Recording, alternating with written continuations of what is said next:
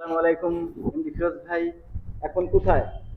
এই যে এই যে রাজার রাজ্যটা এখানে পরিচালনা করতো সীতারাম রাজা। সে অবশ্য দিন যায় দিন আসে, সব কিছুই ঠিক আছে আগের মতো, কিন্তু রাজা নাই। রাজা কোথায়? রাজার রাজ্যটা এভাবেই পড়ে আছে, দিনের পর দিন অবশ্য থাকবে, স্মৃতি হয়ে দিনের পর দিন থাকবে। নতুন প্রজন্ম যারা, তারা অবশ্যই এসে দেখবে। দেখেন যে কি সুন্দর একটা জায়গা তৈরি রাখছিল সে। অবশ্যই এখানে তার সৈন্যবাহিনী নিয়ে অবশ্য মিটিং করতে। জুম খুলে দেখেন প্লিজ, একটু কমেন্ট করবেন এবং দূর দূরান্ত যারা আছেন ভিডিওটা অবশ্যই দেখবেন এবং একবার হলেও আসবেন। এখানে এসে এই ভিডিও দেখে যাবেন যে আসলে এই বাস্তবতা, এটা তো সত্যি কাহিনী, এর ভিতর তো আর কোনো মিথ্যে কোনো কিছু নাই। কি সুন্দর করে করা ছিল যে বিয়স, এই যে সব নকশাগুলো যে একটা কায়দায় করা, তো ভিতরে তো অন্ধকার দেখা যায় না, তারপর দেখাচ্ছি এই কায়দাটা অবশ্যই বিয়স একদম দূর দূরান্ত যারা আছেন অবশ্যই দেখবেন যে কি পরিচালিত এবং কায়দাটা ছিল কি সেই রাজা রাজধানী করতে এইভাবে যে কতগুলো রুম। এখানে মনে হয় 100-এর উপর আছে রুম, 100-এর উপর আছে রুম। তো বিয়স যেটা দেখা যাচ্ছে সেটাই আমি দেখাচ্ছি।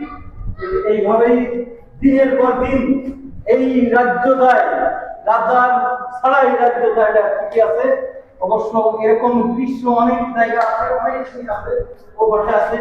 কত দেখাবো বলেন, একবার করে আসেন। Yes, এটা হচ্ছে মেন গেট। ওই পাশে আসছে, আমি ঢুকছি অবশ্যই। এটা হচ্ছে মেন গেট, সামনে আরো জায়গা আছে। তো এই যে কতগুলো রুম, এই কয়টা দেখাই শেষ করা যায় না ভাই।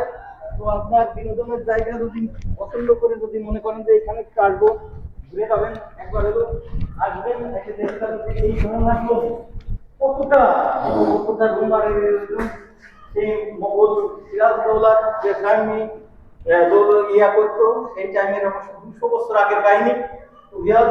আসবেন যারা আছেন, একবার গিয়ে মোহাম্মদপুর রাজা সীতারাম রাজার বাড়ি একবার আসতে দেখতাম। এইখানে এইখানে যে রাজ্যটাই করছে যে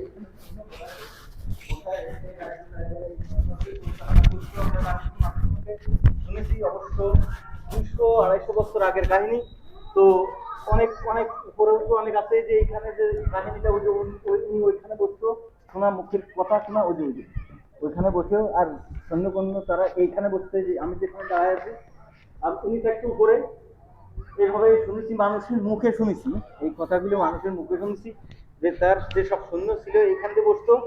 আর সে আসতে বসতো ওই যে ওইখানে, ওইখানে বসে সে রাজ্য ত্যাগটা করতো। 200-250 বছর আগের কাহিনী। তো রাজ্য ত্যাগটা এইভাবেই রয়ে গেছে, কিন্তু সে রাজা নাই।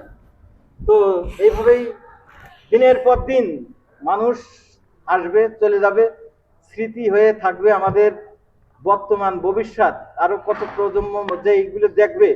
এটাই হচ্ছে বাস্তবতা। তো ভিউয়ার্স, আসসালামু আলাইকুম এমডি ফিরোজ ভাই।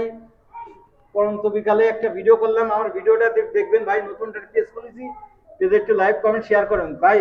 ধন্যবাদ, সবাই ভালো থাকবেন। আসসালামু আলাইকুম।